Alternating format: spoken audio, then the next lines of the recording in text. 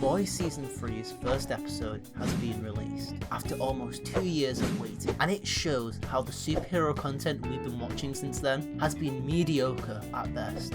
The new season follows the titular group of non-superpowered individuals, the Boys, which consists of Butcher, being played by Carl Urban, Huey, being played by Jack Quaid, Frenchie, played by Toma Capon, Kimiko, played by Karen Fukawa, and Mother's Milk, played by Laz Alonso, as they find a lead that could finally defeat the egotistical soup, Homelander, played by Anthony Starr. The lead follows a long-forgotten hero by the name of Soldier Boy.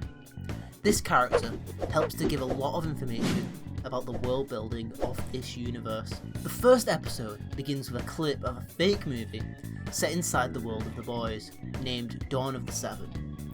During this fake scene, we get a very different form of combat to what we usually see from the Boys, where they just fire two lasers at one another, seemingly to comment on the PG nature of modern superhero films. The movie was something focused on quite prominently in Season 2, and during the premiere scene, we get a scene that seems to be making fun of movies like the Snyder Cut that were dumped onto streaming. In this scene, we also get a fun moment where Huey bumps into Homelander. Somehow, his restrained anger at the beginning of the season is scarier than some of the more explosive moments earlier. We then get a scene soon after that was shown in the trailer of Homelander apologising over and over again about his relationship with Nazi bitch, as the show calls them, Stormfront. Guess this means we're breaking up. Nazi bitch. This develops more throughout the season, but we can already tell Homelander does not really mean anything he is saying. Then there is a Billy Butcher jump scare when Huey uses the bathroom, where he explains that he needs a signal from Huey to complete a mission later on. We then find ourselves at a party, where a scene that is most likely going to be the major talking point of a lot of reviews when the Endgame Ant-Man theory happens. If you know what that is, you basically know it's not something that I could show on YouTube without getting my channel taken down. But basically, a character that can decrease themselves in size is able to climb up someone's asshole and expand to kill them. No, puto! Get out! Get out! Get out! He's trying to get in my ass! Before this scene happens, we get a nice scene which shows a more peaceful side to Kimiko. After noticing someone playing the piano, she imagines singing over it, something she is not able to do because of her lack of vocal cords.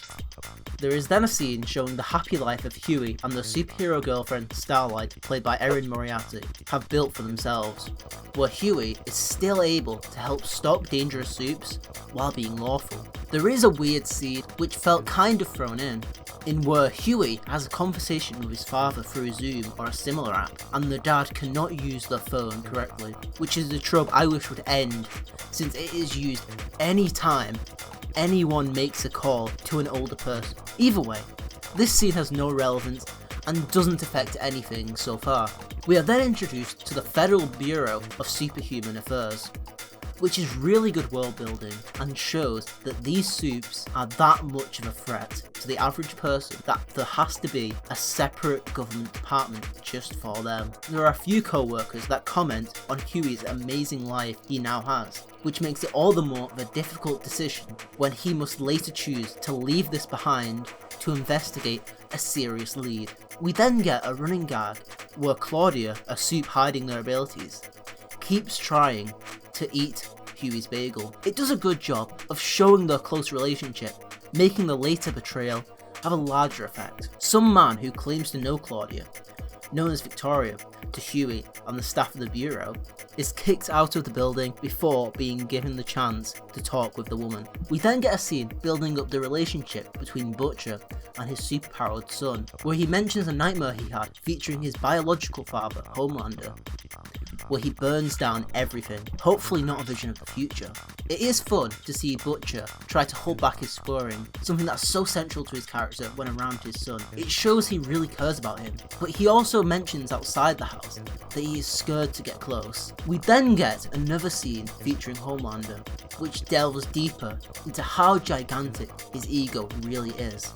when he is furious to hear that someone appeared on the show before him, asking specifically Dolphin Lover the Deep to explain why he wasn't first, where the Deep agrees that Homelander should have gone first to avoid a violent reaction from the mentally unwell Homelander. When Homelander is being recorded for the show, the Nazi dating situation is brought up once again. After explaining the same way he has previously, the recording stops, and his demeanour completely changes.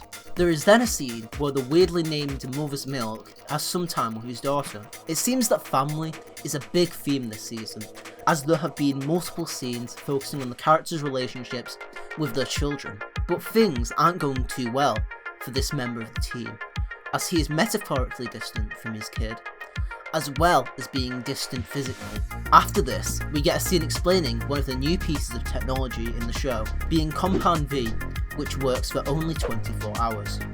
This is explained as something soldiers would use in war, to which the person being introduced to the product has the fear that these soldiers could grow a big ego, much like the ones working in the superhero company Vought. There is then a scene where Huey meets with almost all the members of the boys. We get to see how Butcher's focus on taking down Homelander is affecting his relationships with everyone.